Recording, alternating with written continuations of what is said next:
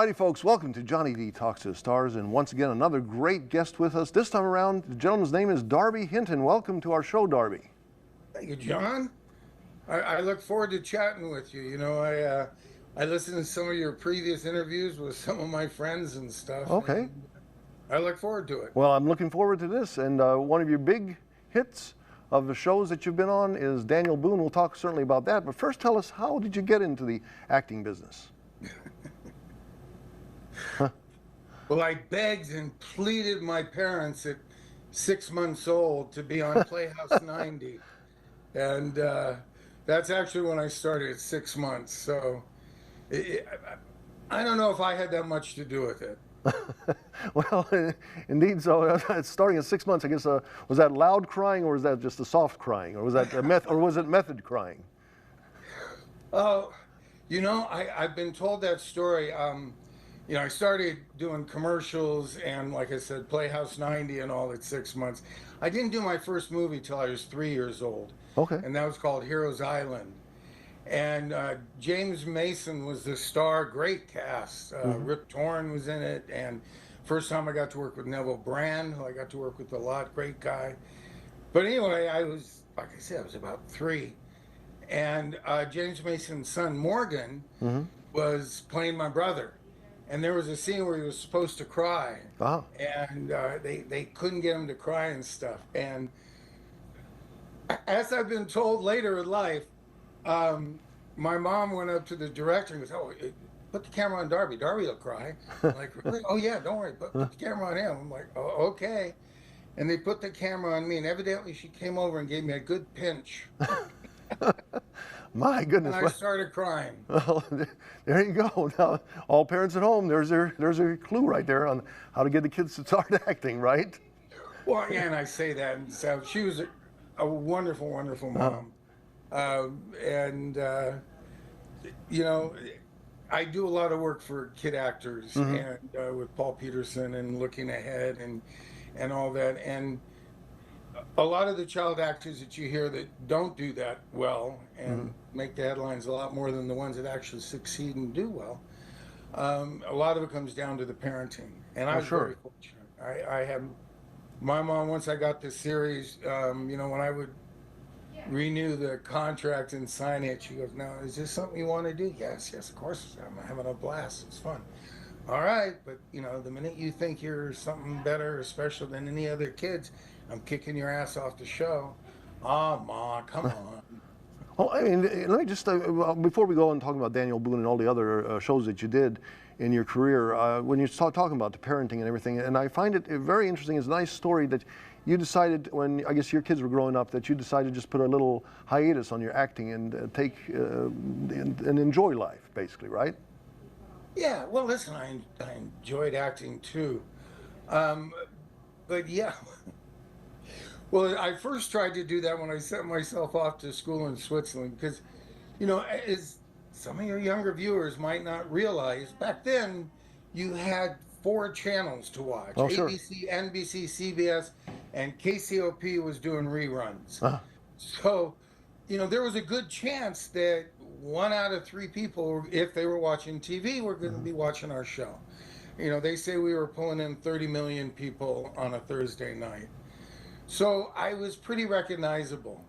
And, I tried breaking away from it as soon as I got out and doing like on Hawaii Five-0, a drug pusher, and the Bold One's a drug user.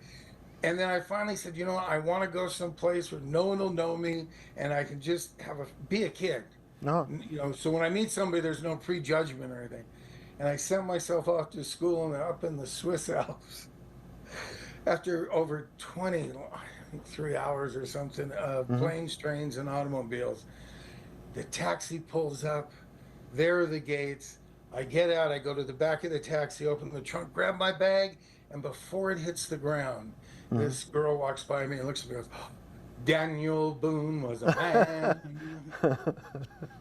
Well, I mean, when you bring up Daniel Boone, I mean, again, that was on 6 years on NBC, and like you said, being recognized, I mean, through your whole life, recognized from that show, and again, obviously the other shows. Let's talk about Daniel Boone. Any stories that you remember being Israel Boone, Daniel's son on the show? No, it was real boring for those whole 6 years with Fest. Sorry, I'm kicking the camera there at that. Uh, no, I'm kidding. It was a great time. I was blessed to work with a lot of wonderful people. We had great storylines. Hmm. Again, with my work that I do with child actors in the business and young professionals, a lot of that also comes with what's the first name on the call sheet? That's who's running the show. Hmm. And of course, on mine, it was Fess Parker. And Fess Parker was, a lot of people ask me, what was Fess like to work with and everything else. What you saw on film, that was Fess. I couldn't, unfortunately, I lost my father when I was a little over a year old. But I found Fess, and for 6 years for the show, Hmm. and then all the way to the unfortunately end with Fess.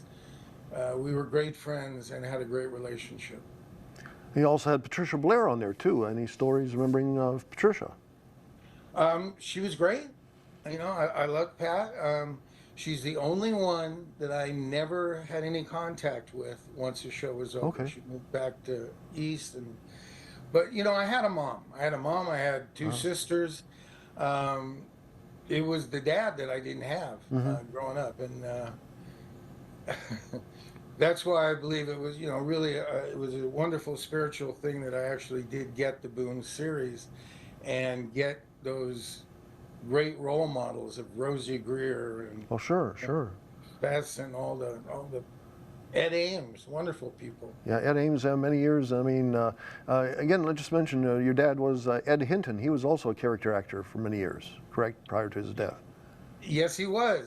He in Hollywood they were known as the Three Amigos. It was my dad, Errol Flynn, and Tyrone Power. Uh-huh. We're great friends. Did a lot of things. Tyrone Power named my sister Darren after his daughter Taryn. And unfortunately, it was when we were on a family vacation at Catalina, and 20th Century Hmm. Fox called him up and, hey, we got a part for you. So, he did what us actors do.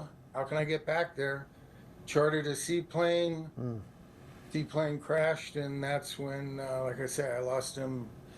I was, I think, about 16, 18 months old, something like that. Well, sorry to hear that. Sorry to hear that. Well, again, going back to Daniel Boone, I mean, it was for 6 years, but you had a lot of other shows. As a matter of fact, just in the last couple of weeks, I saw one of the Hawaii Five-O episodes that you were on, and you played, don't want not to give away too much of the plot, but you got to cross paths with a lot of the legendary folks there, like Jack Lord, to James MacArthur, even to cross paths with Jack Cassidy, who was a special guest on that show. Yes, Jack was a lot of fun. Jack Lord, knew my family and stuff. My mom and dad gave a lot of parties, were very Hollywood. My mom helped start WAIF with Jane Russell, who was Okay. my sister's godmother. Charlton Heston is my godfather. Wow. So, um, yeah, these were, people in the biz. I didn't look up, I shouldn't say I didn't look up to them. Of course, there was some I I understand. Definitely looked but, up. it's a business town, and I grew up right in the middle of it. I mean, any stories? Any memories of that? I mean, I know you said just crossing paths with those folks, even just like Jack Lord, which I heard he was very private, but you did cross paths with Jack Lord. I mean, beyond the show. Well, no, because I didn't at that time spend that much time in Hawaii. Okay. And that's where the show was based out of. So I did the show and all, and he and that's when he told me, he's friends with my dad and all Okay. that stuff. Any other shows that you were on? I know that you're on a lot of shows, but any other shows that just stood out for you, saying, "Wow, this is so cool to be." I mean, obviously you played Israel Boone for 6 years, but you did a lot of other shows here and there. Anything that stood out in your career that said, "Wow, this is pretty cool being on this show"? Mr. Ed. Mr. Ed, okay. Mr. Ed was the first show that I can really. I mean, the first show I remember filming and working on a little bit from Heroes Island, where they threw the net over me and stuff. Hmm. But then Brothers Grimm, because they said don't look up at the snow machine. So of course I looked up, Huh? and I remember the nurse having to pull plastic flakes out of my eye. Oh my. I'm really making this business sound very glamorous, aren't I? But the first show I really remember I was excited that I was going to get to go do was Mr. Ed. Because I loved watching the show, and unfortunately my scene was that he got mad at Wilbur got mad at Mr. Ed, Uh-huh. took him to a pet store and was going to sell him. And I saw him and I wanted to buy him, and of course Wilbur has remorse and he comes back, and we in the middle of this I'm supposed to haul off and kick Wilbur. Oh. And remember back then there were no sneakers or tennis shoes. They were wooden, soled shoes. Uh-huh. I think I was 4, maybe 5. I don't remember these ages. But they're saying and make, oh no, don't worry, no. And they came in and they showed me the metal plate, and see, he's gonna have this on his shin, and you can kick him hard as you want. He won't feel it. Don't worry about it. Oh, okay, great. So now I'm doing the scene, and we're having the big rehearsal, and I really want to, do good because, like I said, I really liked watching this show. Mm-hmm. And I said my line, hauled off, kicked him as hard as I could. Oh. Ooh. Son of a jumping around, and I'm like, what? It was a rehearsal. He hadn't put the metal shin guard Oh on. my goodness. Oh my goodness. And then when they So really, I'm like, I hurt Wilbur. And then of course when everybody calmed down and then we had to shoot it, they're like, I don't want to kick him. And I would just kind of go and tap him, and was crazy business. Why have I been in it so long?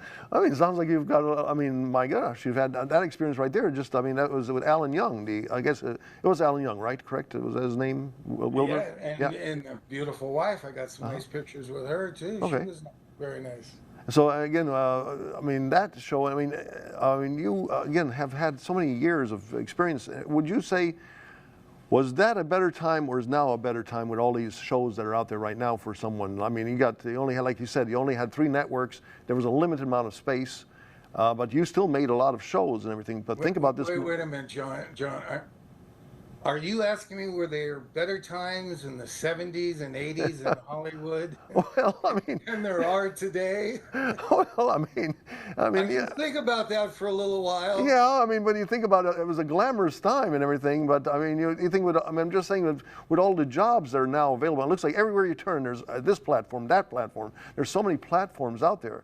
I mean, do you think this is a better time with more platforms, or do you think it was a better time when you just had that limited amount of platforms? It depends on how you're looking at it. Okay. Are you, and exactly to what you're saying, are you saying yes, if people are kids with a passion to go out and make a movie, they can pick up an iPhone these days, Sure, and make it and edit it all on the computer and everything else, and and that's very good. And, sorry, John, nobody is more important than you. Hang on one second. There we go. So, and they can edit it and they can get it, but I mean, when we were doing movies and a guy fell off of a 10-story building, a good friend of mine, Jack Gill, he fell off a 10-story building. Oh, yes. When things blew up, they blew up.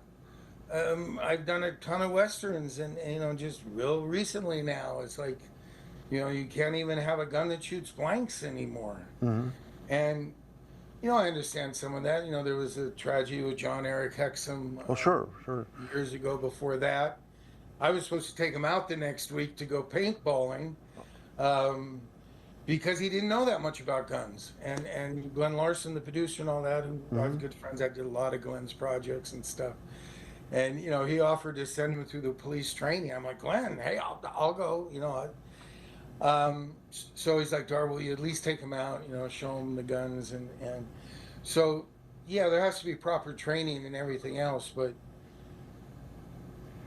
I don't know. There's a difference between holding up a gun and going bang and having, shooting a blank off.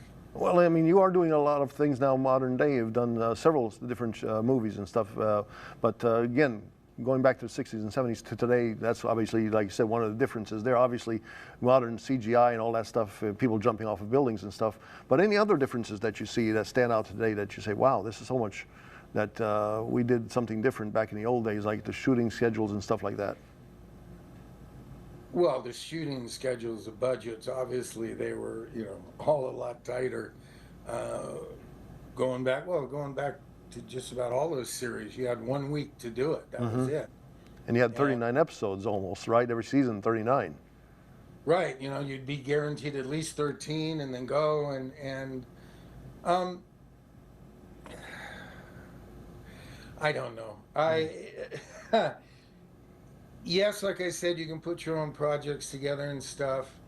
It is hard to watch all the new stuff that's coming out. I mean, it's really kind of a shame when you watch the Oscars and there are movies that are up for things and you haven't even had the time to see them, or Sure. what streaming thing are you going to do? Um, I like to pitch for the theaters though, because the theater is a community. It's fun to laugh with other people and get that energy. And it's a shame because obviously a lot of it is going just to the tablet and even worse, the phone. Well, all the movies and shows you've seen in your life, obviously being in Hollywood and everything, experiencing everything. Modern day, what are some actors or actresses or movies and shows that have stood out for you? I mean, what do you think is, like you said, wow, this is really a great example of the modern day cinema and modern day television? Um, Boy, that's hard. I mean, there's a lot of different shows I really appreciate. I would hate to call them Okay, out. sure, you don't have to worry. I mean, I'm just, it's just thinking, so what stands out, and if anybody stood out to say, wow, this is, because, back in the day, you had, I mean, television or movies, you had so many people that stood out. They were like, Hollywood just had that glamorous feel to it. Today, it looks like the glamorous feel is not really there. I'm not sure if it's just because everything's been watered down to the point, or because, you only had like 3 stations to watch, and now you have 100 and 200 or 5,000 stations or whatever to watch. And I think there's a little more to it even than that. I was fortunate to kind of do them all. I did obviously the commercials, the television, did the soap operas, and did the movies. And back then there was a division. My mom almost didn't want me to do Daniel Boone. I got it totally by accident because I Oh, wow. walked into the wrong office. But when they offered it, she was a little hesitant because you either did movies or you did television. But she did like Fest and thought, okay, maybe this is a good thing. That's why I ended up doing it. And I mean, here are the differences. When you do a movie, back then, that was like you're at a distance. When you did a TV show, it was a little different. The fans were a little bit more in there because every week you came into their living room, they got to know you, and it was a little bit close. During the soap, they would attack you in the supermarket, and I did play the Salem rapist on Days of Our Lives. So, I Oh, mean, I bet you had a whole bunch of folks mad at you. oh yeah, oh yeah. I walked in to pay parking tickets once in the police station, and the lady officer was, had her head down, and she looked up and goes, you're the rapist. And the police around her start going for their guns and everything. I'm like, no, calm down, calm down. But there was a difference. And now you see so many of the big stars, the Harrison Fords on TV shows or doing commercials. And so I don't know if the stories are watered down, like you said. I don't think so. The production's certainly high, but I think it's a lot more muddled of that tier group. I don't know. Maybe it's like the English royalty, the king, queen, You understand? and now everything's a little bit more common. Well, and speaking of the now and the now world, you do a lot of nostalgia fests, I'm sure, across the country. And one of the ones that you've been to many a times I've seen. The Mid-South Mid-South. Nostalgia Festival. There you go, there you go, there you go. And then you'll be appearing there this June, correct? Yes, yes, I love it. It's first weekend in June. A lot of fun people go to it. We have a great time. My Darby's darlings and dudes show up. We got Robert Fuller again this Okay. year, and Patrick. I mean, just Go on my website. I have a calendar, and you can see where I'm going to be, and Alrighty. there's also links to all the different events. I'm looking forward to going back to the Cherry Blossom Festival in Missouri. Okay. I got a new movie coming out, Sod and Stubble. I'm taking off for that. I think in about a week or 10 days, and that's back in Wichita, Kansas, and it's been fun times. You know, I got a movie that just came out in limited theaters, which is amazing to get any kind of theatrical release these days. It's Mm-hmm. supposed to start streaming, I think, around April, May, or anyway. Alrighty. Um, but that was Once a Hero. That's really a project I'm very proud of. So you got a lot of projects going on, and again, appearing in a lot of places. Again, coming up in June in the Memphis area. Certainly, great to have you here on the show today, and I wish you a lot of luck in the future. And maybe one of these days we'll talk more about some of the other shows that you appeared on and in. John, like I said, I look forward to it. You didn't disappoint. It was a pleasure Okay, talking with and you did not disappoint. You gave us a great bit of entertainment. Well, we got still about a minute or two. Let me just ask you: did you or any of your folks ever cross paths with Elvis, being that we're here in Tupelo, Mississippi? you. No. No. One of the things I love about the Nostalgia Festival, it's about an hour away, 45 minutes away from Graceland. Sure. So I think I'm even getting my wife there this year so she can go check out Graceland and stuff because she's a big Elvis fan. No, I didn't. My good friend Don Collier, one of the reasons I like doing these festivals is you run into people that you've worked with that you haven't seen forever. And then it's like a college reunion. Like I said, I never had a normal school reunion. Okay. But Don Collier called me up to Memphis once because he got to punch out Elvis. Oh man. Darb, come sit with me, and we'll do the festival. And I'm like, Israel had nothing to do with Israel, with Elvis. I did get to see him in Hawaii his last show, Okay. but there was never any on screen, any interaction or anything. But I did go there because from there he was driving cross country, so I thought I'd drive with him. Well, again, it's been a pleasure to have you on the show here, and again, I wish you many more years of luck. And maybe one of these days there'll be a Daniel Boone remake, and maybe you can take a part in that. You never know. You never know, right? Right. Well, good luck with everything. Okay. Thank you for being here on the show.